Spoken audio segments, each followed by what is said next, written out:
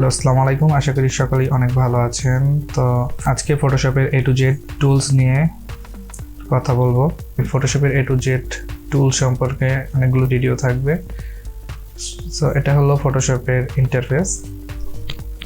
তো এখান থেকে যদি আমরা ডিজাইন করি সেক্ষেত্রে এখানে create a new document, create নিউতে ক্লিক করলে এই জায়গায় অনেকগুলো ডকুমেন্ট দেখবেন, অথবা আপনারা কাস্টম যে কোনো সাইজ এখান থেকে নিতে পারবেন।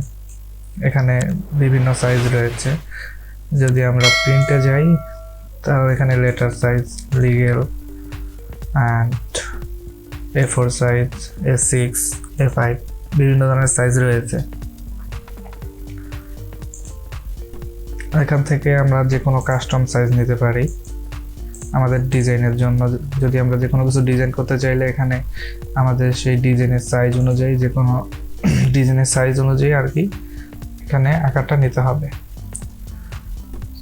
সো আমি এখানে যদি এখন 1000 বাই 1000 পিক্সেল একটি আর্টবোর্ড নিলাম। রেজুলেশন যদি প্রিন্টের জন্য হলে তাহলে এখানে 300 dpi থাকবে রেজুলেশন, অ্যান্ড যদি যে কোনো ওয়েব পারপাস হয় তাহলে এখানে 72 dpi থাকবে। দেন এখানে ক্রিয়েট করলে আমাদের একটি নিউ ডকুমেন্ট ক্রিয়েট হয়ে গেল।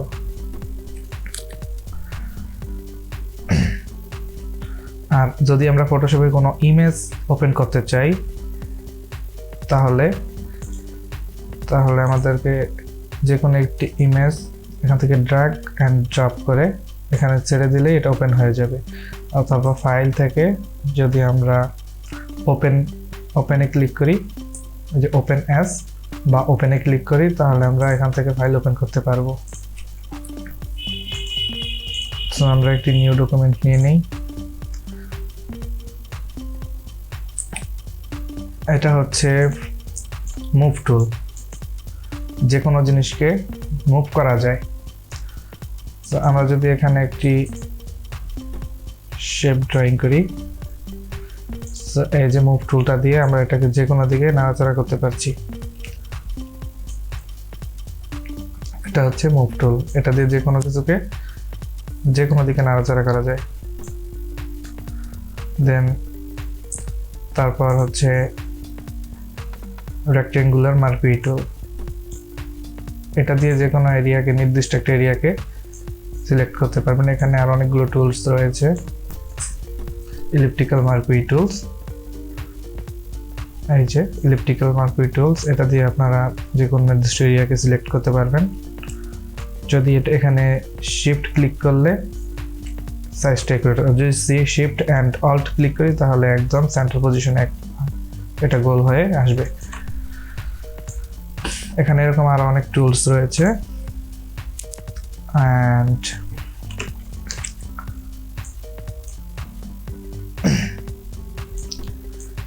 এখানে আছে ল্যাসো টুলস।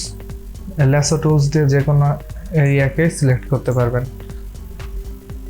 যে কোনো নির্দিষ্ট একটা এরিয়াকে আপনি সিলেক্ট করতে পারবেন। ল্যাসো টুলস এর ভিতরে আরো টুলস আছে, polygonal lasso tools and magnetic lasso tools.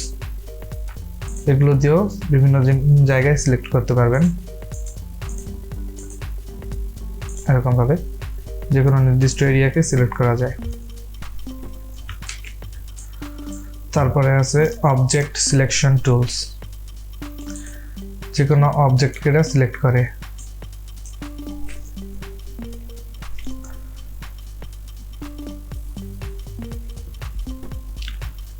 যে কোনো অবজেক্টকে অটো সিলেক্ট করে। দেন এখানে কুইক সিলেকশন টুলস আছে, কুইক সিলেকশন টুলস।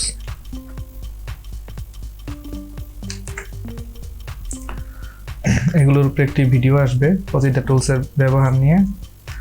অ্যান্ড এখানে আরেকটি আছে ম্যাজিক ওয়ান টুলস, এটা দিয়েও যে কোনো নির্দিষ্ট এরিয়াকে সিলেক্ট করে। এটা এক ক্লিকে পুরো অবজেক্টটাকে সিলেক্ট করে নেয়। তারপরে আছে ক্রপ টুলস, এটা দিয়ে যে কোনো ডকুমেন্টকে ক্রপ করা যায়।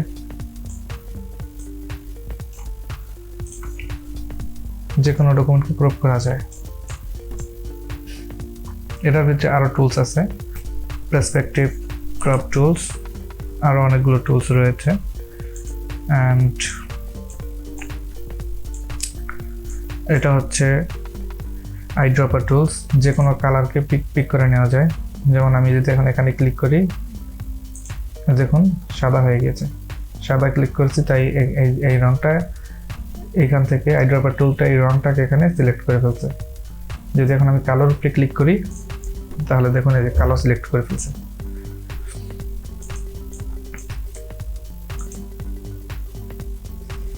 যে টুলসগুলো বেশি ব্যবহার হয় আমরা সেই টুলসগুলো নিয়ে কথা বলবো শুধু। এখানে আছে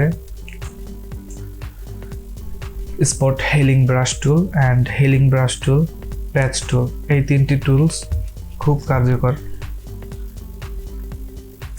এই টুলসগুলোর ব্যবহার আমি পরে দেখাবো পরবর্তী ভিডিওতে। অ্যান্ড এটা আছে brush tool, pencil tool, colour replacement tool, mixer brush tool. এই টুলসগুলো খুব কাজের। অ্যান্ড এখানে আছে ক্লোন স্টাম্প টুল। এই টুলটা অনেক কাজ এটা দিয়ে করা যায়। অ্যান্ড এটা হচ্ছে ইরেজ টুল, এটা দিয়ে যে কোনো বস্তুকে মুছে ফেলা যায়।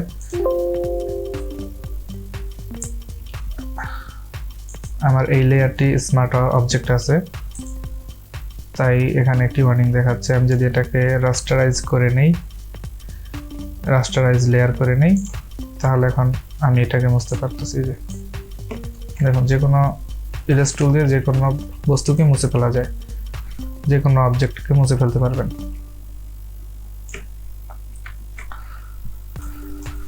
অ্যান্ড এখানে ব্যাকগ্রাউন্ড ইরেজার টুল আছে অ্যান্ড ম্যাজিক ইরেজার টুল। এগুলো সেম কাজ করে কিন্তু একটু ডিফারেন্ট। এই যে ম্যাজিক ইরেজার টুলস, এটা ক্লিক করলে একসঙ্গে পুরো অবজেক্টটাকে মুছে দেয়, একটা যে কোনো একটা নির্দিষ্ট কালারকে। দেখুন চলে গেছে, এক ক্লিকে পুরো ব্ল্যাক কালারটাকে করে দিয়েছে। দেখুন এটা হচ্ছে গ্রেডিয়েন্ট টুল, দেন আছে পেইন্ট বাকেট টুল, তারপরে আছে blur tool, sharpen tool and তারপরে পেন টুল। ফটোশপের মোস্ট ইম্পর্টেন্ট টুল হচ্ছে এটা পেন টুল। এই পেন টুল দিয়ে আপনি যে কোনো শেপ ড্রয়িং করতে পারবেন। দেখুন যে কোনো শেপ ড্রয়িং করতে পারবেন।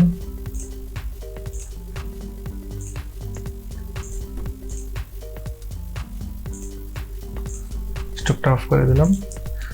আর যে কোনো ছবির ব্যাকগ্রাউন্ড রিমুভ করতে হলে আপনাকে পেন টুলটা ব্যবহার করতে হবে। অ্যান্ড অবশ্যই যে কোনো একটা নির্দিষ্ট এরিয়াকে পারফেক্টভাবে সিলেক্ট করতে হলে পেন টুলটা ব্যবহার করতে হবে। এখানে আর অনেক টুলস রয়েছে। এটা হচ্ছে টেক্সট টুল, যে কোনো কিছু টাইপ করতে পারবেন এটা দিয়ে আপনি। যদি একটু বড় করি এটাকে, যে কোনো কিছু টাইপ করতে পারবেন টেক্সট টুল দিয়ে।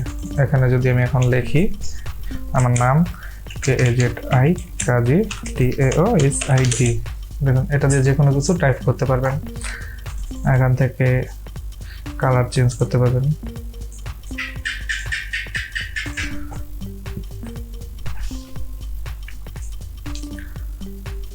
এর ভিতরে আরো টুলস রয়েছে। এটা ভার্টিক্যাল টাইপ টুলস, এটা দিয়ে ভার্টিক্যালি লেখাটা হবে।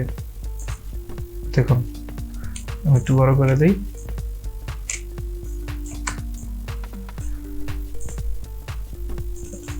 এখন যদি আমি এখানে লিখি কাজী তাওহিদ KAZI কাজী TAOSID, দেখুন লেখাটা ভার্টিক্যাল ভাবে হয়েছে। অ্যান্ড এখানে আছে rectangle tool, rounded rectangle tool and ellipse tool, triangle tools and polygon tools, line tools and custom shapes রয়েছে এখানে অনেকগুলো। দেখুন এখানে অনেক কাস্টম শেপস আমি অ্যাড করে রেখেছি।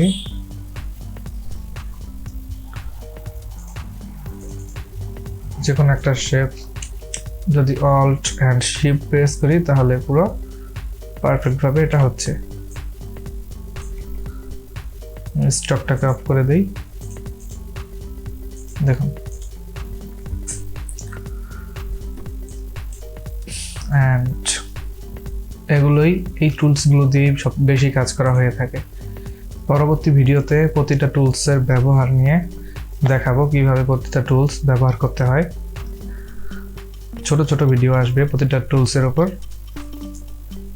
তো আজকে এই পর্যন্তই, ধন্যবাদ।